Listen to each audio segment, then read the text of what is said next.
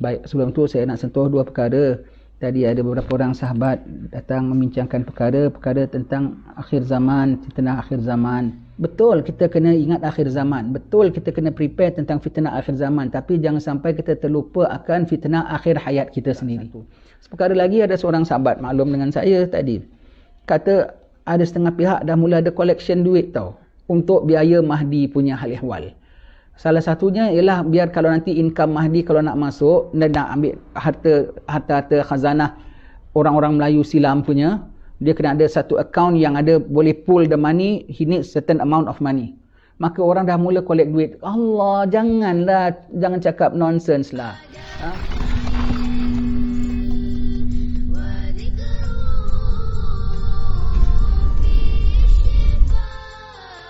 Bismillahirrahmanirrahim. Al-Fatihah ila hadratin Nabi Sayyidina Muhammadin wa ala alihi wa ashabil kiramil Fatihah.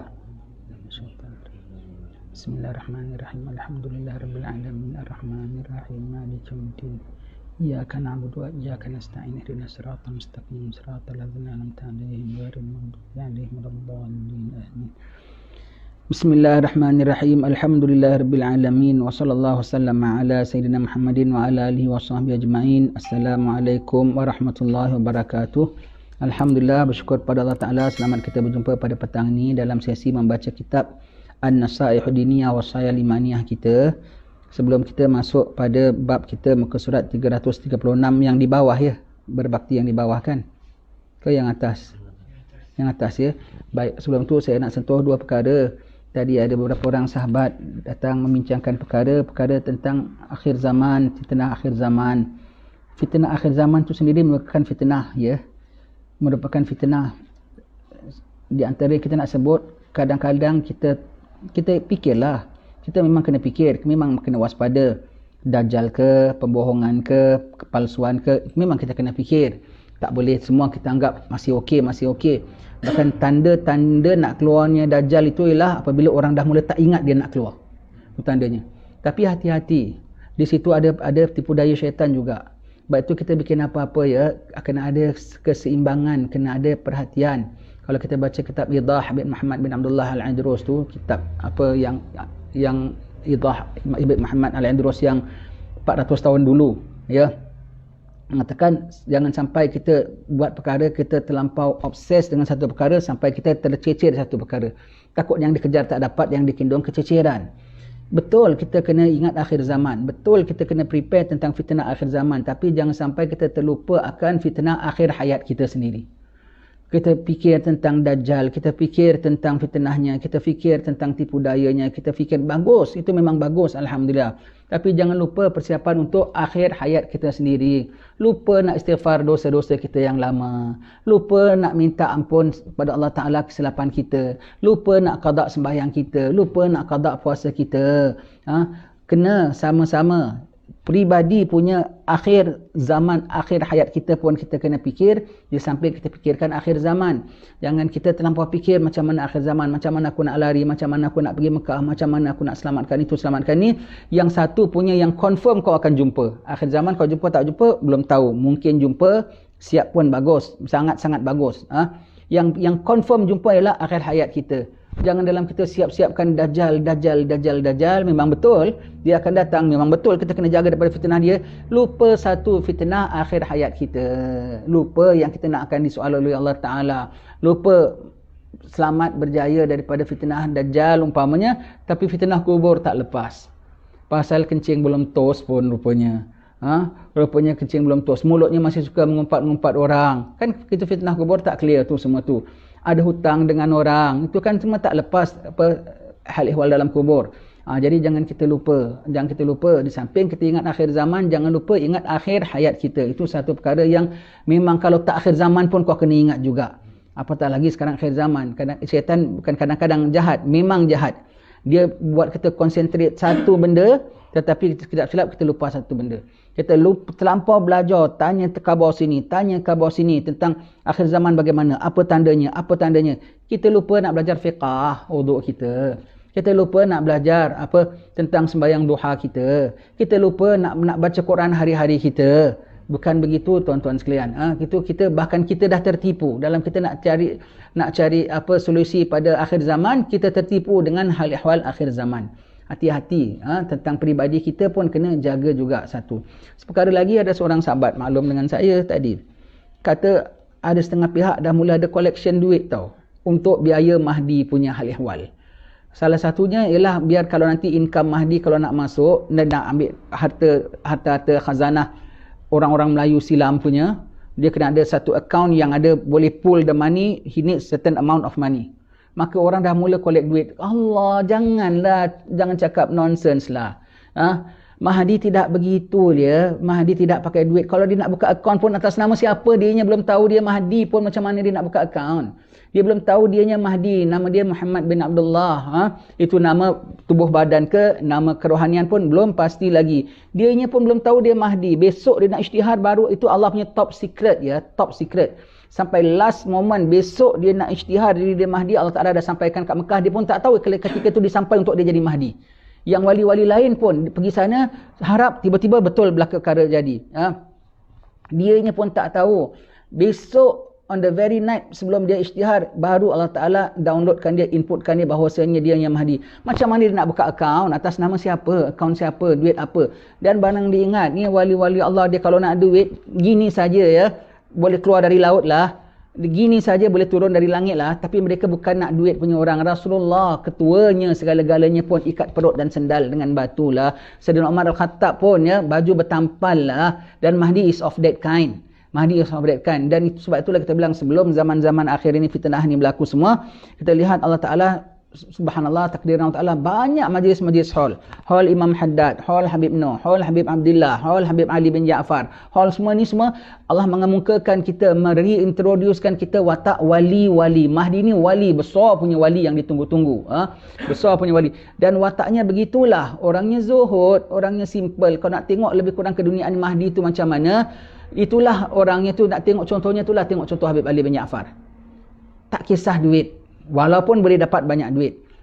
Nak tengok akhlak dia, tengoklah tu akhlak Imam Haddad. Nak tengok akhlak dia, tengoklah tu akhlak Tok Kopalo. Tengok bangsa apa orang yang takwa kepada Allah Ta'ala.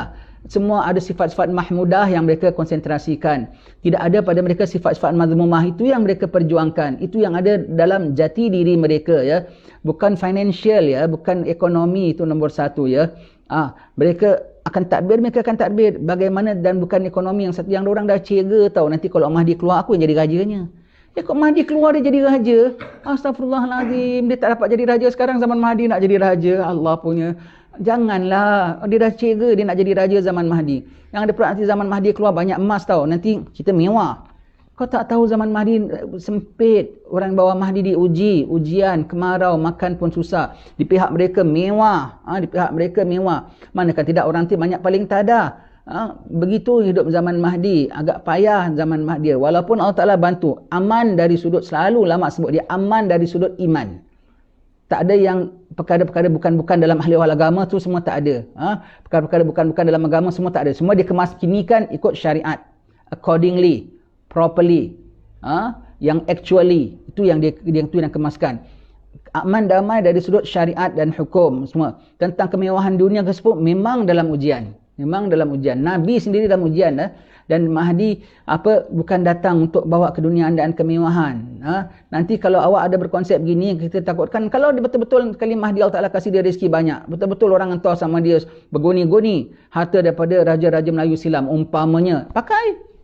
Itu dia tak ada heran duit. Ada pakai untuk kemanfaatan, pakai. Ada pakai. Dia tak ada bilang ni buang ke laut, berdosa. Kalau ada dia pakai. Tak ada, bukan dia cari.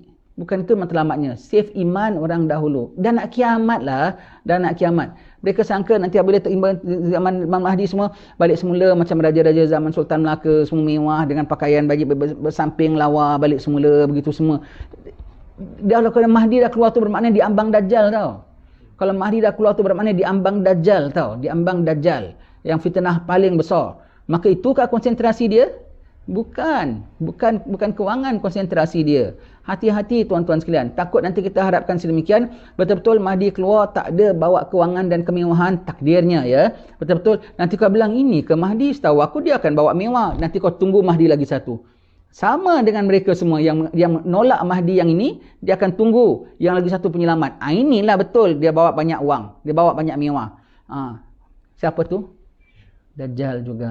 Hati-hati ya, hati-hati. Hati-hati sekali konsep ini ya.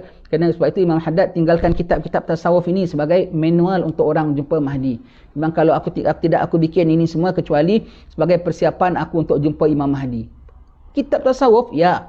Akhlak, ikhlas, redha, sabar, zuhud. Itulah sikap Imam Mahdi. Ini kita kena perlu sebut perkara ini. Belakang-belakang ini banyak orang sebut ya.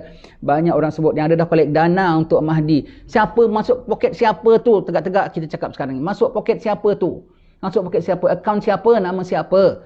Tak boleh. Jangan terpengaruh tuan-tuan. Siapa dah masukkan ambil balik. Simpan, reserve. Kasih fakir miskin. Sekarang juga. Itu ada pahala. Mahdi belum tentu lagi. Ya. Jangan salah fahamnya ya. Kena kita kena sebut betul-betul ya perkara ini ya. Takut salah orang salah faham, nanti lain yang dia kehendaki, lain yang muncul, nanti dia bilang ini bukan Mahdi. Setahu aku Mahdi bawa mewah. Setahu aku Mahdi ini sengkit ini bukan Mahdi. Betul-betul ada yang datang akhlaknya lemah lembut, sopan santun dan bawa kemewahan. Ini maybe this is the real one. Tak syak lagi. Bondong-bondong keluar ikut.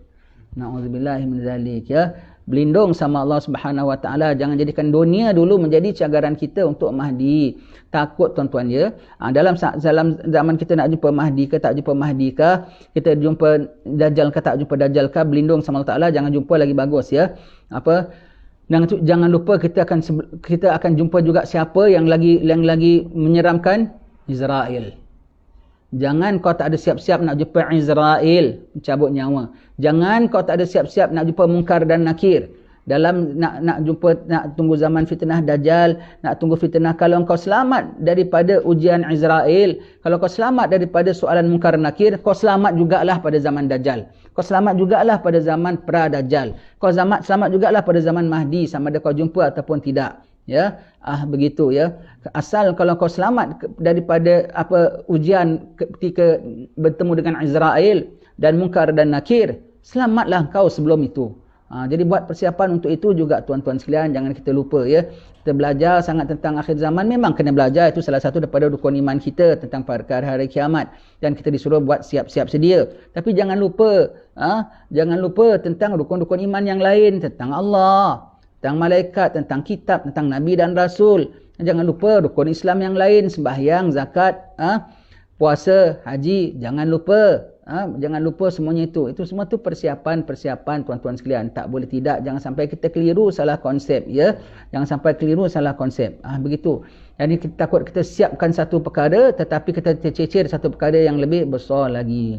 Agak mungkin Israel mana nak meninggal dunia kan kita dikira hisap kita rakib atid buka bentang kita. Mahdi kau aku siap kat Mahdi lah. Mahdi memang betul kau siap-siap. Aku siap-siap prepare Dajjal lah. Sembahyang kau kacir-kacir mana?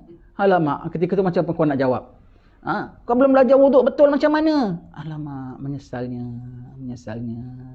Jangan lupa tuan-tuan sekalian, yang nama fardu ain tetap fardu ain walau akhir zaman tak akhir zaman.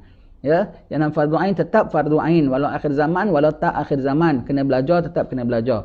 Yang nama ibadat, rukun Islam tetap kena dirikan. Jangan sampai kita konsentrasi satu, tapi yang lebih penting peribadi mengenai diri kita sendiri itu kita tercuaikan, kita terlupakan, nanti kita salah, kita keliru ya, ditakuti ya.